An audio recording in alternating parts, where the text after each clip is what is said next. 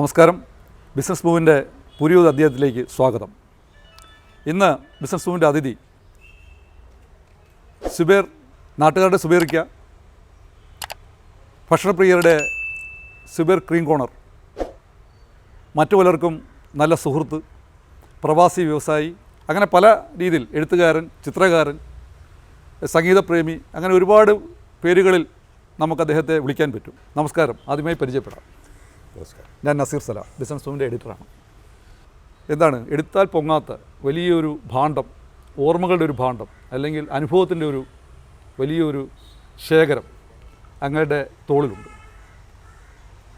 ഈ ആലപ്പുഴയിൽ cream corner Zubair എന്നറിയപ്പെടുന്നതിന് മുമ്പ് ആ ഭൂതകാലം, വാപ്പ, ഉമ്മ, പഠനം, അങ്ങനെയൊക്കെയുള്ള കുറച്ച് കാര്യങ്ങൾ. എൻ്റെ വീട് ചുങ്കപ്പാലത്തിന് കിഴക്കുവശം ബാബു ഓയിൽ മില്ലിൻ്റെ അടുത്തായിട്ടാണ്. വാപ്പ മുഹമ്മദ് കാസിം, പുള്ളി ബിസിനസ്സുകാരനായിരുന്നു. സോപ്പ് ഫാക്ടറി, പിന്നെ കെമിക്കൽസിൻ്റെ ഏജൻസി.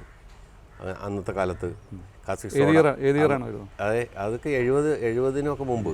എൻ്റെ ചെറുപ്പത്തിലൊക്കെ രേണുക ആയുർവേദിക് ടോയ്ലറ്റ് സോപ്പ് എന്ന് പറഞ്ഞിട്ടൊരു ചന്ദ്രികയോട് അത്രയും കിടപിടിക്കാവുന്ന ഒരെണ്ണം. പിന്നെ ഇൻകം ടാക്സ്, സെയിൽ ടാക്സ് ഒക്കെ ആയിട്ട് ചെറുപ്പത്തിൽ അങ്ങനത്തെ ഒരു പ്രശ്നം വന്നപ്പോൾ ഫെഡപ്പായിട്ട് നിർത്തിക്കളഞ്ഞതാണ്. അങ്ങനെ ഒരു വ്യവസായ കുടുംബത്തിലാണ് ജനനം. അതെ, അങ്ങനെ ഒരു വ്യാപാര കുടുംബത്തിലാണ്. ഉമ്മ സുബൈദ, വീട്ടിലാണ്. സഹോദരങ്ങൾ ഒരു ബ്രദറുണ്ട്, ഇക്ബാൽ എന്നാണ് പേര്. KCB-യിലായിരുന്നു, റിട്ടയറായി. പിന്നെ 3 സിസ്റ്റേഴ്സുണ്ട്. 2 പേര്, ഒരാൾ ചന്ദ്രൂരുണ്ട്, ഒരാൾ ആലപ്പുഴയിലുണ്ട്, ഒരാൾ വെളിയിൽ ദുബൈയിലാണ്. ഭാര്യ വഹീദ, പത്തനംതിട്ടക്കാരിയാണ്. മക്കൾ 2 പെൺമക്കളാണ്. അവർ ഒരാൾ ഡയറ്റീഷ്യനാണ്, ഇവിടെ PMC-യിൽ വർക്ക് ചെയ്യുന്നു. ഒരാൾ ഹൗസ് വൈഫായിട്ട് എൻജിനീയറാണ്, പക്ഷേ ഹൗസ് വൈഫായിട്ട് എറണാകുളത്താണ്. ക്രീം കോർണർ എന്നുള്ള ഒരു പ്രസ്ഥാനം തുടങ്ങുന്നത് എന്നാണ്? അതിപ്പോൾ ഒരു 36 വർഷത്തോളം. ഈ 36 വർഷം മുമ്പ് ഈ ക്രീം കോർണർ തുടങ്ങുമ്പോൾ അതിന് മുമ്പുള്ള ഒരു ചരിത്രം എന്താണ്? പ്രീ ഡിഗ്രി കഴിഞ്ഞ് ഗൾഫിലേക്ക് പോയി. പ്രീ ഡിഗ്രി ഏത് കാലഘട്ടം വരും? അത് 72-ൽ. 73-ലാണ് ഇവർക്ക് സ്വാതന്ത്ര്യം കിട്ടുന്നത്, ദുബൈക്ക്. 74-ൽ ഞാൻ ദുബൈയിലെത്തുന്നു. അന്ന് ഈ ദുബൈയിലേക്ക് ഇങ്ങനെ കിടക്കുമ്പോഴത്തേക്ക് ഒരുപാട് ഞാനിങ്ങനെ വായിച്ചും കേട്ടു പറഞ്ഞിട്ടുണ്ട്. അപൂർവങ്ങളിൽ അപൂർവമായി നമുക്കിപ്പോൾ ഉരുവിൽ യാത്ര ചെയ്ത ആൾ, അവിടെ ജയിൽ ജീവിതം അനുഭവിച്ച ആൾ, പിന്നെ അതിനുള്ള മടക്ക യാത്ര, ഇങ്ങനെ കുറേ അനുഭവത്തിൻ്റെ വലിയൊരു നീണ്ട യാത്ര, കപ്പൽ യാത്ര, ഒരു ഘോഷയാത്രയാണുണ്ട്. അതിൻ്റെ ഒരു വാസ്തവം പറഞ്ഞാൽ ഇന്ന് അത് നോക്കുമ്പോൾ ഒരു അനുഭവക്കുറിപ്പ് എന്ന നിലയിൽ നമുക്കൊരു വർത്തമാനം സന്തോഷം നൽകുന്നതാണ്. അന്ന് താങ്കൾ അനുഭവിച്ച അനുഭവം എന്ന് പറഞ്ഞാൽ വലിയ അനുഭവമാണ്. ആ ഒരു തുടക്കം എങ്ങനെയാണ് അങ്ങോട്ടുള്ള പോക്ക്, മുംബൈ നഗരം, അങ്ങനെ തുടങ്ങി ഇവിടുത്തെ സൗഹൃദ കൂട്ടായ്മ, ഇതെല്ലാം ഞാൻ ഇങ്ങനെ വായിച്ചിട്ടുണ്ട്. അതെ, അവിടുന്ന് തന്നെ തുടങ്ങാം. അത് ഒരുപാട് സൗഹൃദങ്ങളുള്ള ആളായിരുന്നു ഞാൻ. അന്ന് ഒരു മിനിമം ഒരു 40 സുഹൃത്തുക്കൾ അന്നുണ്ട്.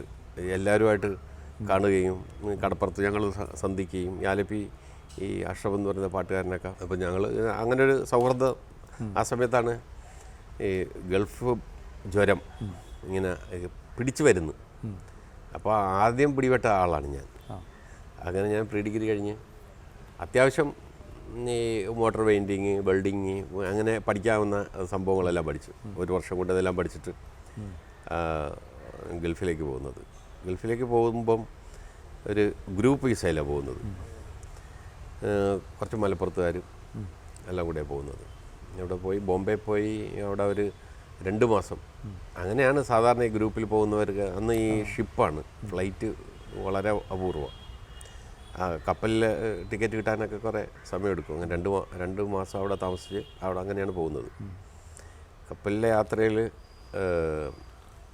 4-ാമത്തെ ദിവസം മസ്കറ്റിലെത്തി, 5-ാമത്തെ ദിവസം ദുബൈയിൽ ചെല്ലുമ്പോൾ രാത്രിയായി. അത് കാരണം പിറ്റേ ദിവസത്തേക്ക് വെച്ചു. പിറ്റേ ദിവസം ഞങ്ങൾ വെളിയിൽ ഇറങ്ങാൻ നിൽക്കുമ്പോഴത്തേക്ക് ഞങ്ങളെ ഇവിടെ നിന്ന് പോയ 18 പേരെയും മാറ്റി നിർത്തി. കാര്യം അതിൻ്റെ തലേ ദിവസത്തെ ഡേറ്റിലുള്ള സീലടിച്ചിരിക്കുന്നത്. അത് വിസയുടെ സീലടിച്ചിരിക്കുന്നത് ഇറങ്ങുന്നതായിട്ട് സീലടിച്ചിട്ട് തന്നിരിക്കുന്ന ഏജന്റ് അന്ന് ഈ പഴയ കണക്കിന് ഇമിഗ്രേഷൻ സംവിധാനമൊക്കെ കപ്പൽ ഉണ്ടോ? ഇമിഗ്രേഷൻ ഉണ്ട്, അത് ഈ തുടക്ക സമയം ഇമിഗ്രേഷൻ ഓഫീസൊക്കെ ഉണ്ട്. എല്ലാ സംവിധാനങ്ങളും ഉണ്ട്. ഈ സ്വാതന്ത്ര്യം കിട്ടിക്കഴിഞ്ഞാൽ ഇതെല്ലാം വന്നതാണ്. ഈ ആദ്യമായിട്ടൊരു വിസ തട്ടിപ്പ്, ഫസ്റ്റ് തട്ടിപ്പ് ദുബൈയിൽ ആദ്യത്തെ വിസ തട്ടിപ്പിൽ പെട്ട ആളാണ് ഞാൻ. അങ്ങനെ ഞങ്ങളെ മാറ്റി നിർത്തി, ഞങ്ങളോട് പറഞ്ഞ് ഇങ്ങനൊരു വിസ അവരുടെ ഇതിൽ നിന്ന് ഇഷ്യൂ ചെയ്തിട്ടില്ല, അതുകൊണ്ട് ഏജൻറ്റിനെ തപ്പിയവർ ഏജൻറ്റിനെ കിട്ടിയില്ല. ഏജൻ്റ് അപ്പം രക്ഷപ്പെട്ടു. ഞങ്ങൾ നേരെ കൊണ്ടുപോയി അത് പോലീസ് സ്റ്റേഷനിലേക്ക് കൊണ്ടുപോയി. അതിന് നടക്കുന്ന എയർപോർട്ട് ദുബൈ പോർട്ട് തന്നെ. ദുബൈയിൽ അന്നത്തെ ദുബൈ എന്ന് പറയുമ്പോഴത്തേക്കും താലപ്പുഴ എത്രയേ കാണത്തുള്ളൂ. അല്ല, ദുബൈ എന്ന് പറയുമ്പോൾ അങ്ങനെ വലിയ വലിയ ബിൽഡിങ്ങുകളൊന്നും വലുതായിട്ടില്ല. ഇങ്ങനെ എല്ലാ സ്ഥലവും കൺസ്ട്രക്ഷൻ നമ്മൾ എവിടെ നോക്കിയാലും ലേബേഴ്സിന് അവരുടെ കൂട്ടങ്ങളാണ് കാണത്തുള്ളൂ. ബിൽഡിങ്ങുകളെല്ലാം ഇങ്ങനെ വെച്ച് വരുന്നു. കുറച്ച് ബിൽഡിങ്ങുകളൊക്കെ ഉണ്ട്, അങ്ങനെ ബ്രിട്ടീഷുകാർ ചെയ്ത ബിൽഡിങ്ങുകളൊക്കെ ഉണ്ട്. അങ്ങനെ വിസ നിങ്ങളെ മാറ്റി 18 വരെ മാറ്റി നിർത്തി ഞങ്ങളെ പോലീസ് സ്റ്റേഷനിൽ കൊണ്ടുപോയി. അവിടെ നിന്ന് ഞങ്ങൾ ജയിലിലിടുന്നു. 40 ദിവസം ഞങ്ങൾ ഈ ജയിലിൽ നിന്ന് ആ ജയിലിലോട്ട്, ആ ജയിലിൽ നിന്ന് ഈ ജയിലിലോട്ട് ഇങ്ങനെ പാകിസ്ഥാനികളുടെ കൂടെ പിന്നെ വലിയ കള്ളന്മാരുടെ കൂടെ. അന്ന് എനിക്ക് 19 വയസ്സാണ്. വളരെ എളുപ്പം പറഞ്ഞുവെങ്കിൽ തന്നെയും ബോംബെയിൽ നിന്നും 4 ദിവസം കഴിഞ്ഞ് 5-ാം ദിവസം അവിടെ ഇറങ്ങുന്നു. വിസയിൽ നിങ്ങൾ യഥാർത്ഥ ആൾക്കാരല്ലാതെ പോലീസ് പിടികൂടുന്നു. 10-40 ദിവസം നീണ്ട അതിൻ്റെ അകത്ത് ഒരുപാട് അനുഭവങ്ങൾ എന്ന് പറഞ്ഞാൽ ഒരുപാട് വർഷങ്ങളായിട്ട് അവിടെ കിടക്കുന്ന ക്രിമിനൽസൊക്കെ ആയിട്ട് കൂടെ താമസിക്കേണ്ടി വരുന്നു. പിന്നെ വളരെ വൃത്തികെട്ട നിലയിലുള്ളതും വളരെ മനോഹരമായിട്ടുള്ള ജയിലുകളൊക്കെ ഉണ്ടായിരുന്നു. ഇങ്ങനെ ഞങ്ങളിങ്ങനെ ഷിഫ്റ്റ് ആയിക്കൊണ്ടിരിക്കും. ഇവർക്ക് എന്ത് ചെയ്യണമെന്നറിയില്ല. പിന്നെ അവസാനം കോടതി ഞങ്ങൾക്ക് 40 ദിവസത്തെ ശിക്ഷ വിധിച്ചു കഴിഞ്ഞപ്പോഴേ ഞങ്ങൾ 40 ദിവസത്തും അത് കൂടുതലായി. അങ്ങനെ ഞങ്ങൾ ലോഞ്ചിൽ, ചെറിയൊരു ലോഞ്ചിൽ കയറ്റി വിട്ടതാണ്. അതൊരു വലിയ അനുഭവമാണ്. അതൊരു എന്തോ ഒരു കൊള്ളക്കാരൻ്റെ അതൊക്കെ ഉണ്ട്. അത് ലോഞ്ചിൽ കയറ്റി വിട്ടിട്ട്, ലോഞ്ച് എന്ന് പറഞ്ഞാൽ മേളിൽ ടോപ്പില്ല, ആകെ ഒരു ലോഞ്ച് ഓടിക്കുന്ന ഡ്രൈവർ മാത്രമേ ഉള്ളൂ. ഞങ്ങൾ ഈ വലിയ കടലുമായിട്ടുള്ള ഞങ്ങൾ വേർപെടുത്തുന്ന ഈ ഒരു 1.5 ഇഞ്ച് 2 ഇഞ്ചുള്ള കനമുള്ള പാലക, അതാണ് അതിൻ്റെ ഉള്ളിലാണ് ഞങ്ങൾ ആദ്യം അവരെ കയറ്റി വിടുമ്പോൾ നിങ്ങൾ വലിയ കപ്പലിലേക്ക് കയറാനുള്ള കയറ്റി വിടുന്ന ചെല്ലുന്നത്. പക്ഷേ ഇത് തന്നെ ഇങ്ങനെ പോയിക്കൊണ്ടിരിക്കുന്നത്. ഒരു കത്ത് എഴുതിയിട്ട് അതിന് മറുപടി വരണമെങ്കിൽ 40 ദിവസം എടുക്കും. ഒരു കത്ത് അവിടെ ചെല്ലുമ്പോൾ 20 ദിവസം, അയാൾ ഉടനെ മറുപടി ചെയ്യുകയാണെങ്കിൽ 40 ദിവസം എടുക്കും വരാനായിട്ട്. എൻ്റെ ഒരു ധൈര്യം എന്ന് പറയുന്നത്, ഇയാൾ സ്ഥിരം പോകുന്നതാണല്ലോ, അപ്പോൾ പേടിക്കാനില്ല. ഇയാൾ സ്ഥിരം അപ്പോൾ അറിഞ്ഞുകൊണ്ട് ഇയാൾ ഇങ്ങനെ ചെയ്യത്തില്ലല്ലോ. ആ ഒരു ധൈര്യമായിരുന്നു. പക്ഷേ അയാളും അവസാനം അയാൾക്കും കൺട്രോൾ വിട്ടുപോയി. എന്ന് പറഞ്ഞാൽ 24 മണിക്കൂർ എങ്ങോട്ടൊന്നും അറിയാൻ മേലാതെ കാറ്റിനനുസരിച്ച് ഇങ്ങനെ പോകും. അപ്പം ഈ പാമരം കൂടെ ഒടിഞ്ഞു വീണപ്പം വെറുതെ ഇങ്ങനെ. പിന്നെ നിങ്ങൾ ഈ 18 പേര് തന്നെയാണോ? 24 പേരുണ്ടായിരുന്നു, വേറെ ആളുകളുണ്ടായിരുന്നു. അങ്ങനെ ഇയാൾ റിപ്പയർ ചെയ്ത് കുറേ നേരം റിപ്പയർ ചെയ്ത്, അപ്പോൾ ഈ വെള്ളം കയറും ഇടയ്ക്ക്. അപ്പം ഞങ്ങളിങ്ങനെ ചാമ്പി പുറത്തുപോയി. പ്രായമുള്ളവരൊക്കെ ഉണ്ട് ഇതിനകത്ത്. അന്നത്തെ ഒരു 40 വയസ്സ് 45 വയസ്സൊക്കെ ഉള്ള ആൾക്കാരൊക്കെ നമുക്ക് 40 വയസ്സിന് മേലെ ഉള്ളവരെയൊക്കെ അന്ന് കാണുമ്പോൾ വലിയ പ്രായമുള്ളവരായിട്ട് തോന്നും. ഇപ്പോഴത്തെ പോലെയല്ല അത്. അങ്ങനെ എൻജിൻ ശരിയായി. ഞങ്ങൾക്കൊരു വലിയ മീൻ കിട്ടി. മീൻ പിടിച്ചെന്ന് പറഞ്ഞാൽ ഈ ഫോയിൽ പേപ്പർ, സിഗരറ്റിൻ്റെ ഫോയിൽ പേപ്പറാണ് ഇടുന്നത്. 4-5 ചൂണ്ട ഉണ്ടാവും, അതിനകത്തോട്ട് ഇട്ടിട്ട് ഇടും. ഒരു മീൻ കിട്ടി. ആ വലിയൊരു മീനാണ്. ഒരു 3-3.5 അടി നീളമുള്ളൊരു മീൻ കിട്ടി. അത് പിടയ്ക്കുമ്പം തന്നെ ലോഞ്ച് അങ്ങോട്ടും ഇങ്ങോട്ടും അത്രയും പവറാണ്. അതിനെ ഇങ്ങനെ മഴുവെച്ച് വെട്ടിക്കൊല്ലുമായിരുന്നു. അത് കഴിഞ്ഞപ്പോഴത്തേക്ക് എൻജിൻ ഓണായി. അത് ഞങ്ങൾ വിട്ട് കഴിഞ്ഞ് കുറേ കഴിയുമ്പോഴത്തേക്ക് ഒരു വലിയ കൊമ്പൻ സ്രാവ് ഞങ്ങളുടെ പുറകിൽ.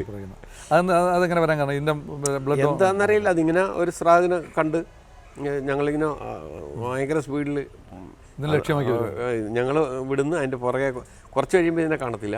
അപ്പോൾ ഞങ്ങൾ ആശ്വാസിക്കും. കുറച്ച് കഴിയുമ്പോൾ പിന്നെയും ഇതിൻ്റെ ഈ സാധനം ഇങ്ങനെ പൊങ്ങി വരും. ഇങ്ങനെ കുറേ ഞങ്ങൾ ഇട്ട് ഓടിച്ചിരുന്നു. അന്നേരമൊക്കെ ഞങ്ങൾക്ക് വല്ലാത്ത ബുദ്ധിമുട്ടൊക്കെ ഉണ്ടായിരുന്നു എല്ലാവർക്കും. ശരിക്കും പറയുകയാണെങ്കിൽ ഈ വെള്ളത്തിലോട്ട് വീഴുകയാണെങ്കിൽ ആദ്യം ഈ വലിയ മീൻ കടിക്കുന്ന ഈ കാലിൻ്റെ വെള്ള കണ്ടിട്ട് കാലടിക്കും.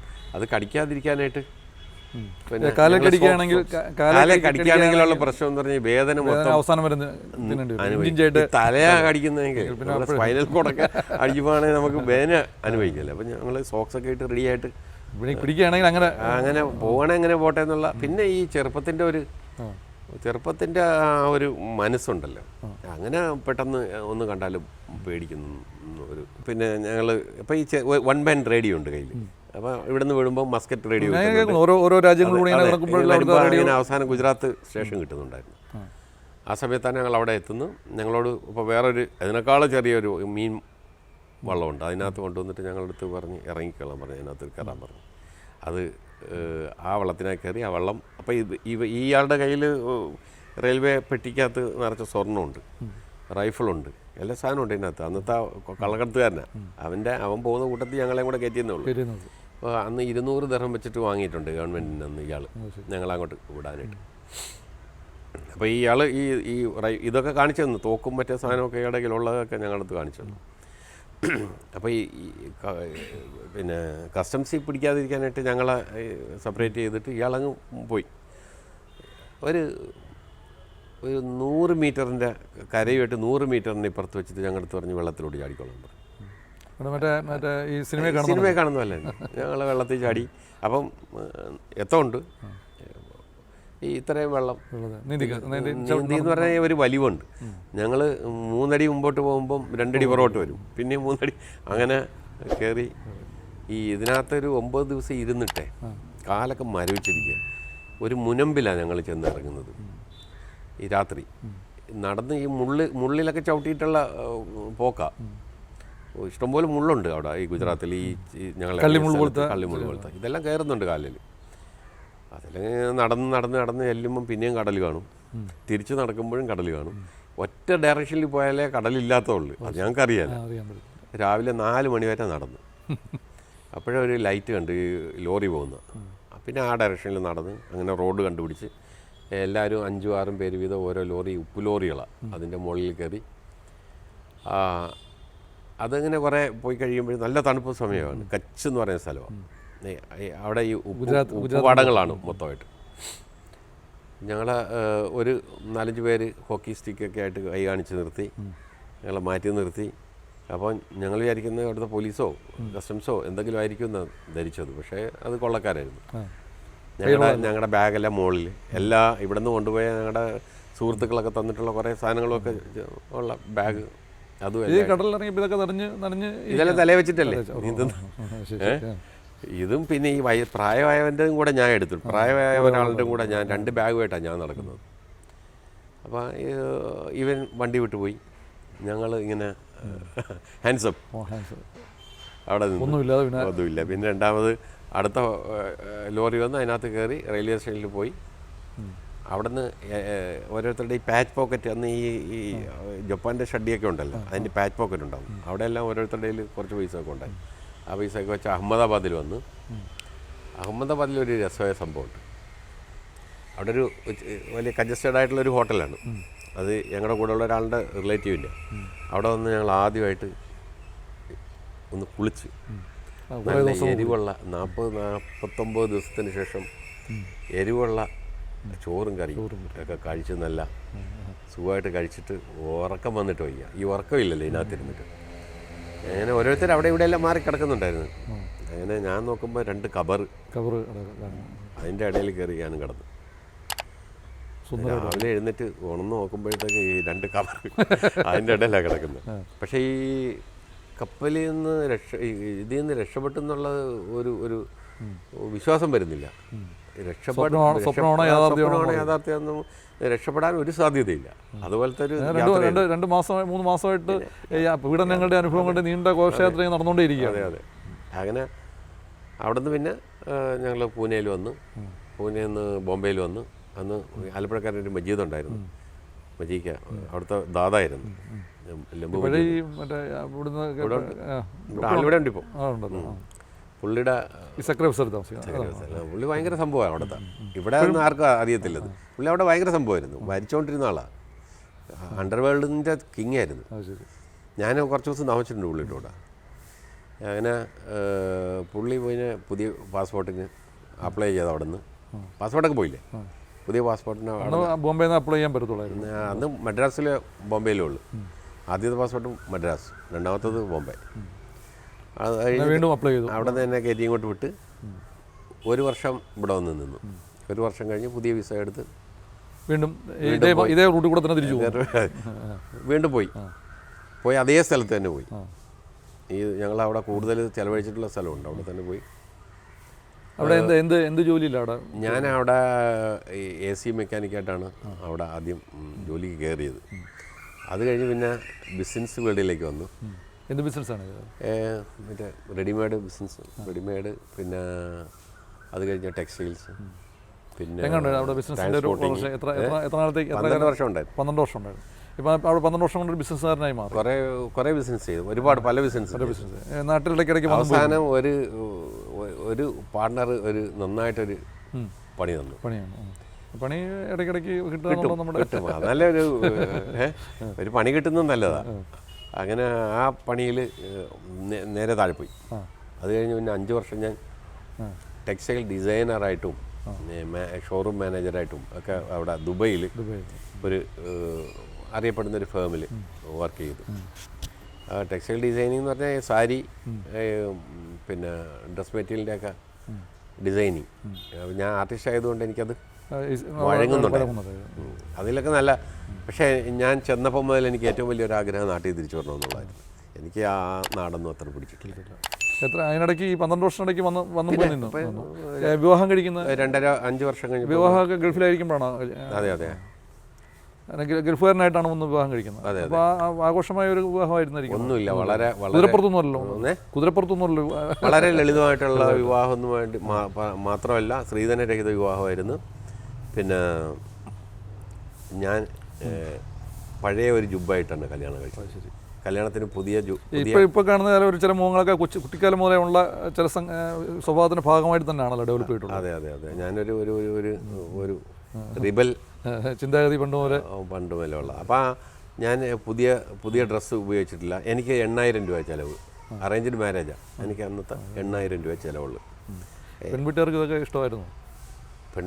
പെൺവീട്ടുകാർക്ക് ഇഷ്ടമായെന്ന് വെച്ചാൽ, പിന്നെ 10ാം ക്ലാസ് പരീക്ഷ എഴുതിക്കൊണ്ടിരിക്കുന്ന പെണ്ണിനെ പോയി കാണുന്നത്, പരീക്ഷ കഴിഞ്ഞ് ഇറങ്ങി വരുന്നു, 10ൽ പഠിക്കുന്നു. അപ്പോൾ എൻ്റെ ഒരു കൂട്ടുകാരൻ്റെ പെങ്ങടെ മകളാണ്. അവർ പറഞ്ഞ് പിന്നെ പോയി കണ്ട്, അപ്പോൾ ഞാൻ ഇവിടെയൊക്കെ ഞാൻ കെട്ടാമെന്ന് പറഞ്ഞു. അപ്പോൾ അത് പഠിച്ചുകൊണ്ടിരിക്കുന്നു. അവരെല്ലാം കൂടെ എല്ലാവരും ഒന്നായിട്ട് എതിർത്ത്. പക്ഷേ ഞാൻ പറഞ്ഞു ഞാൻ കെട്ടുമെന്ന് പറഞ്ഞു.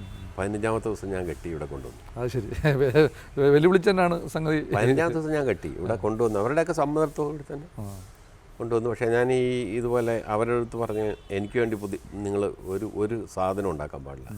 അന്ന് ഈ പുതിയാപ്പള സിസ്റ്റമൊക്കെ ഉണ്ടല്ലോ, വീട്ടിലിരിക്കുമ്പോൾ വലിയ ഒരുപാട് ഇരുന്നും പലഹാരം ഇതൊന്നും ഇല്ലായിരുന്നു.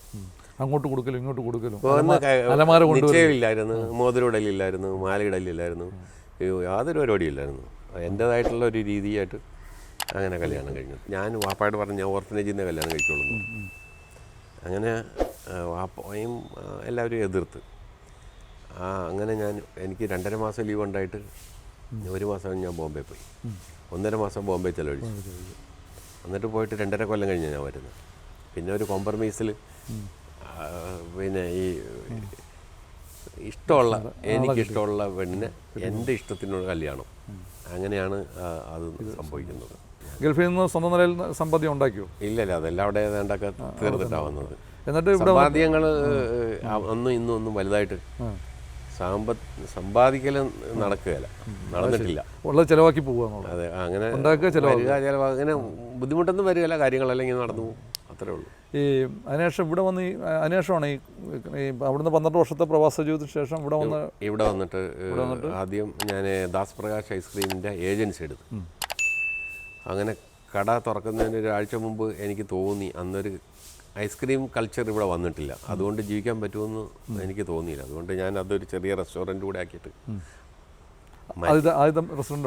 അവിടെ ഈ ശ്രീരാമന്ത്രൻ്റെ ഓപ്പോസിറ്റ് അവിടെ ഇങ്ങനെ ഒരു പ്രത്യേക ആംബിയൻസ് ഉണ്ടാക്കി, ചെറിയ ലൈറ്റും അങ്ങനെയുള്ളൊരു ആദ്യം ഇവിടെ ആൾക്കാർ കാണാത്തൊരു സംഗതി അവിടെ ഇൻട്രൊഡ്യൂസ് ചെയ്ത്. അത് ഫസ്റ്റ് ഇത് സ്റ്റാർട്ട് ചെയ്യുന്ന ഏത് ഇയറിലാണ് ഈ ക്രീം കോർണർ? ആദ്യത്തെ ഈ 36 വർഷമായി. അത് കഴിഞ്ഞിട്ട് 10 വർഷം കഴിഞ്ഞിട്ടാണ് മുല്ലയ്ക്കലൊരു വലിയ കട എടുത്തത്. അത് നാട്ടുകാർ അവർ അങ്ങനെ പറഞ്ഞു, കാരണം ഒരുപാട് നേരം 24 പേർക്ക് ഇരിക്കാനുള്ള സീറ്റേ ഉള്ളായിരുന്നു ആദ്യത്തത്. അങ്ങനെയാണ് മറ്റേ കട എടുക്കുന്നത്. നമുക്ക് ഒരു വിഭാഗീയതയോ ഒന്നുമില്ലായിരുന്നു. എൻ്റെ പ്രധാന തൊഴിലാളി 36 വർഷമായിട്ട് RSSകാരനാണ്. അത് ശരി.